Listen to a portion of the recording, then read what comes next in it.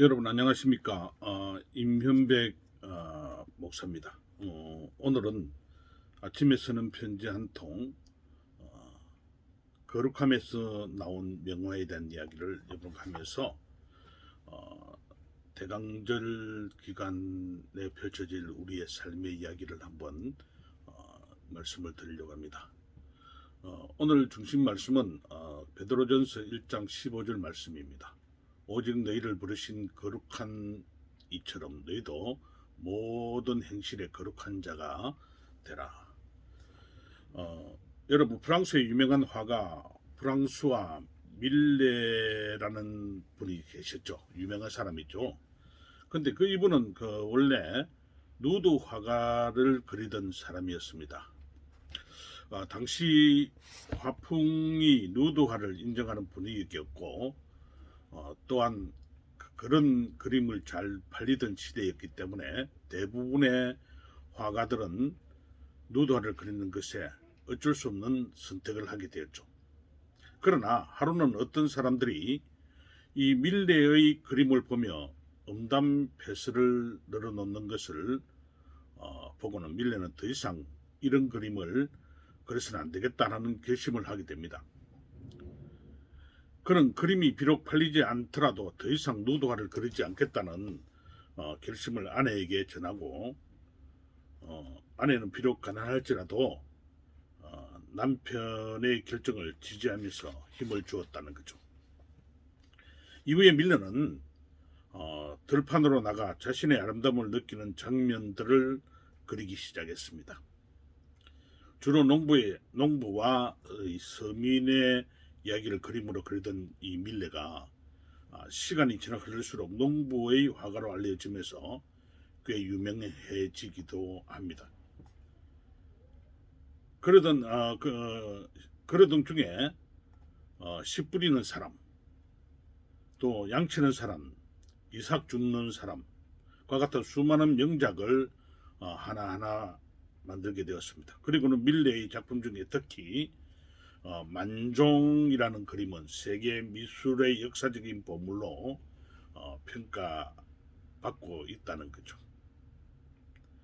여러분, 이와 마찬가지로 거룩한 결심이 밀레를 지금의 유명한 화가로 만들었다는 겁니다. 오늘 우리가 이 프랑스와 밀레의 원래의 모습에서 전한 이것을 통해서 거룩함에서 나온 하나의 명화를 장식지켰던 이 만족의 이야기는 우리에게 많은 것을 시사하는 바가 큽니다. 지금 우리에게 필요한 것은요, 세상의 방법이 아니라 하나님의 방법을 따라가는 거룩한 결심이라는 겁니다. 그래서 주님이 사용할 수 있는 깨끗한 그릇이 되기 위해서 거룩한 생활을 해야 한다는 겁니다. 예수님 오시는 대림절을 보내면서 우리가 우리 마음속에도 거룩함에서 나오는 새로운 삶의 이야기가 펼쳐지면 어떨까라는 생각도 해봅니다. 지금 혼탁해져 버린 이 세상의 삶의 모습 가운데서 그래도 우리가 하나님을 섬기고 하나님을 믿는 믿음의 자리에 서 있습니다. 세상 사람들이 볼 때는 아니다라고 그렇게 할지라도 우리는 우리의 믿음의 자리를 그려가야 합니다. 예수님께서 이 땅에 오셔서 우리에게 사랑의 메시지를 던져주셨던 것처럼 우리도 이 세상을 향해서 하나님의 사랑의 이야기를 다시금 써내려가는 그런 아름다움이 있어야 된다는 거죠. 그 속에서 우리 안에 새롭게 나를 새롭게 만들어가고 나의 삶의 거룩함을 새롭게 이어가는 그런 삶이 우리 속에 나타나고 만들어지고 이루어져야 된다 하는 것을 여러분 앞에 말씀을 드립니다. 그래서 성경은 우리에게 이런 이야기를 하죠. 너희도 거룩하니 내가 거룩하니 너희도 거룩하라. 이 거룩함에 대한 그 모든 것, 밀레를 통해서 우리에게 하나님은 새로운 삶의 결심과 세상을 향해 쫓아가는 삶이 아니라 하나님의 방법을 따라가는 그런 믿음의 삶의 모습을 통해 하나님께서 우리에게 이 시대에 요구하는 그런 믿음의 자리에 우리를 세워가는 그런 모습이 일어나야 한다는 겁니다.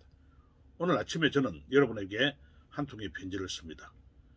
거룩함에서 나오는 삶의 이야기가 새로운 우리 모습 가운데서 아름답게 이루어질 수 있도록 그렇게 한 통의 편지를 쓰고 싶습니다. 오늘도 우리 여러분의 삶 속에 이런 거룩함의 아름다움을 만들어가는 그런 모습이 일어나기를 축복합니다. 감사합니다.